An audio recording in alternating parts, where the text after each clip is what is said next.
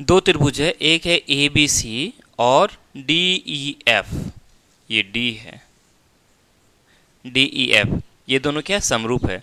दोनों त्रिभुजों का क्षेत्रफल क्रमशः 9 तथा 16 वर्ग सेंटीमीटर है। इस त्रिभुज का क्षेत्रफल 9 सेंटीमीटर वर्ग सेंटीमीटर है, इस त्रिभुज का 16 वर्ग सेंटीमीटर है। दोनों क्या है समरूप है। तो कहता है ई एफ बराबर 4.2 सेंटीमीटर दिया हुआ है, तो बी सी का मान क्या हो जाएगा। या ऐसे समझ सकते हो, ये दोनों त्रिभुज समरूप है। समरूप होने का मतलब इनके जो संगत भुजा है, संगत भुजाओं का अनुपात क्या होगा, बराबर होगा। मतलब ए बी बटा डी ई बराबर होगा बी सी बटा ई एफ, और बराबर होगा ए सी बटा डी एफ। दो त्रिभुज होगा ना यहाँ ऐसे, ए बी सी, दूसरा त्रिभुज है डी ई एफ। तो ए बी बटा डी ई, ए बी बटा डी ई बराबर होगा बी सी बटा ई एफ, बी सी बटा ई एफ, और बराबर होगा ए सी बटा डी एफ, ए सी बटा डी एफ। आई समझ में। तो हमें क्या करना है, बी सी का मान निकालना है, तो हम ई एफ और बी सी को लेके करेंगे। चलो अब दूसरा पहलू देखो, यहाँ दोनों ही त्रिभुज का क्षेत्रफल दिया हुआ है। ए बी सी का क्षेत्रफल है 9 वर्ग सेंटीमीटर और डी ई एफ का है 16 वर्ग सेंटीमीटर। तो दोनों का क्षेत्रफल दिया हुआ है, क्षेत्रफलों का अनुपात दिया हुआ नहीं है, हम इसको अनुपात में ला लेंगे। ठीक है, तो अब तो ये दोनों भुजा हो गया। कितने ही वीडियोज में हम लोगों ने सीख चुका है कि समरूप त्रिभुज में संगत भुजाओं का अनुपात का वर्ग और क्षेत्रफलों का अनुपात बराबर होगा। भुजाओं के अनुपात के वर्ग के बराबर होगा क्षेत्रफल का अनुपात। क्लियर।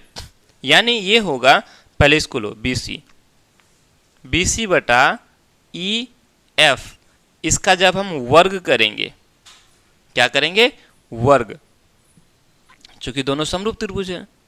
ठीक है, समरूप त्रिभुज के दो संगत भुजा ले लिए, एक बी सी और एक ई एफ। तो इन दोनों का जब हम वर्ग करेंगे तो ये किसके बराबर हो जाएगा, इन दोनों ही त्रिभुजों के क्षेत्रफलों के अनुपात के बराबर। तो पहले क्षेत्रफल को लिख लेते। पहला इसका क्षेत्रफल कितना है, 9 है, क्योंकि पहले ये त्रिभुज है ना। ठीक है, उसके बाद इस त्रिभुज का क्षेत्रफल कितना है, 16 है। ठीक है, दोनों के क्षेत्रफलों को लिख लिए। अब इसको क्या करो, अगर कट रहा है तो काट दो, नहीं कट रहा है तो वही अनुपात हो जाएगा। 9 और 16 कोई कटेगा, नहीं कटेगा, नहीं कटेगा, तो 9 अनुपात 16 ही ये दोनों त्रिभुजों के क्षेत्रफलों का अनुपात हो गया। अब भुजाओं के अनुपात के वर्ग के बराबर क्षेत्रफलों का अनुपात हो गया। तो अब क्या हो जाएगा, ये बी सी बटा ई एफ बराबर, इसका वर्ग हटाएंगे तो इसका क्या कर लेंगे हम लोग, वर्गमूल निकाल लेंगे। थोड़ा शॉर्ट में बताते हैं, इसका स्क्वायर हटाएंगे तो इधर रूट लग जाएगा। तो रूट के अंदर 9, रूट के अंदर 9 का मतलब क्या ठो 3 है, 2 ठो 3 है, तो 1 ठो 3 बाहर हो जाएगा। 9 का वर्गमूल 3, रूट के अंदर 16, तो कितना हो जाएगा, 2 ठो 4 है, 1 ठो 4 बाहर, 4 चौका 16, यानी ऊपर 3 और नीचे 4, 3 तिया 9, 4 चौका 16 हो गया। अब यहाँ ध्यान दो, बी सी तो हमें निकालना ही है, ई एफ हमारा 4.2 सेंटीमीटर दिया हुआ है। नहीं, आगे बढ़ाएंगे तो बी सी बराबर कितना हो जाएगा, ये 4.2 को 3 के साथ गुना करना है।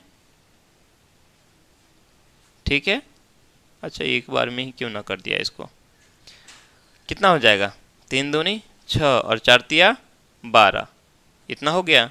4 से काट देंगे, 4 तिया 12, 4 एका 4, 6 में से 4 चला गया, 2 बचा, 2 पर 0, 20 हो गया, 4 5 6 20, 3:1.15, यानी बी सी का जो मान आएगा वो 3.15 हो जाएगा।